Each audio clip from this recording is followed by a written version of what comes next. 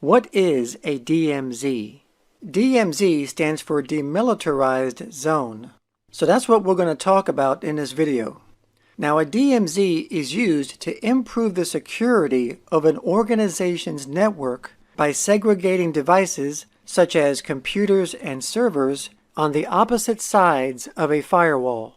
So it's sort of like creating two separate networks.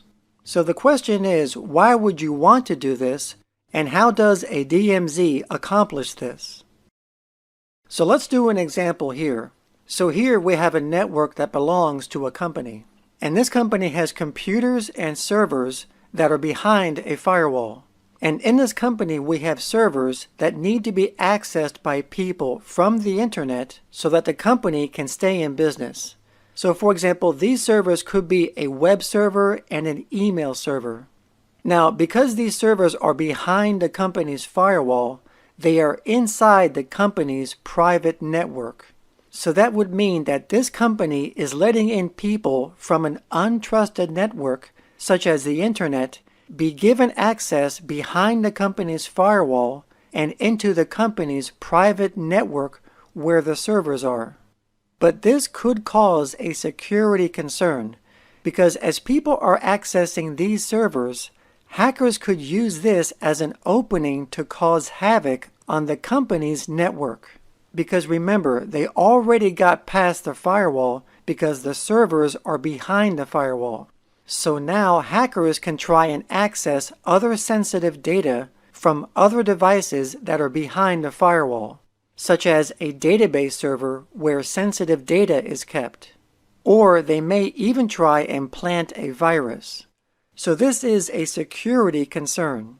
But what if the company put the public accessed web and email servers outside the company's internal network and put them on the opposite side of the firewall?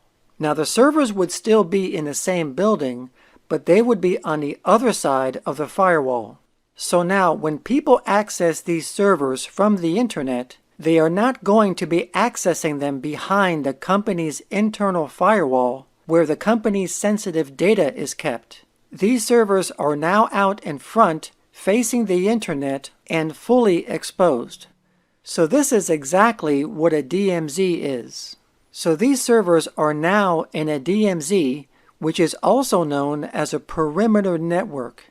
And this perimeter network can also act like a screened network to detect any malicious activity before it can get behind the firewall and into the company's internal network. So a DMZ divides a network into two parts by taking devices from inside the firewall and then putting them outside the firewall.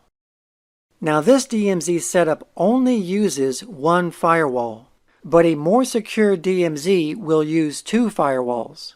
An extra firewall will be added and then put in front of the DMZ. This second firewall adds an extra layer of protection to make sure that only legitimate traffic can access the DMZ. And it also makes it a lot harder for hackers to penetrate into the company's internal network because they would have to go through two different firewalls if they want to try and access the company's internal network. Now there's also a DMZ that you can configure in your home, and this is done by using a typical home router. Now those of you who have configured a home router may have seen a section in the advanced settings of the router's configuration page that talks about setting up a DMZ. So for example, here are the DMZ setup pages from a Linksys and a Netgear home router. Now this type of setup is not really a true DMZ. This is just setting up a DMZ host. Setting up a DMZ in your home router designates a device as a DMZ host and will forward all the ports to that device. So for example, a common use of a DMZ in your home is to put a gaming console such as an Xbox or a PlayStation and configuring it as a DMZ host. And this is done because a lot of these gaming consoles are often used for online gaming, and gamers don't want any interference that could happen from a firewall.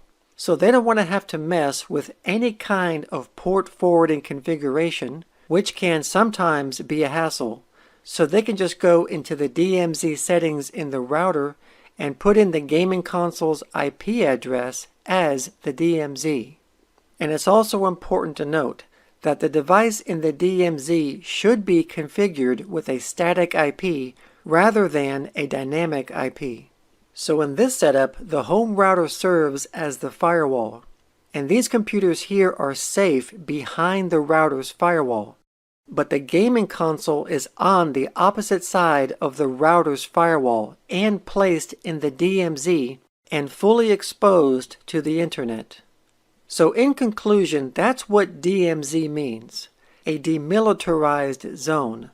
In the real world, it's an area where the military is forbidden, or in the computing world, it's where firewall protection is forbidden.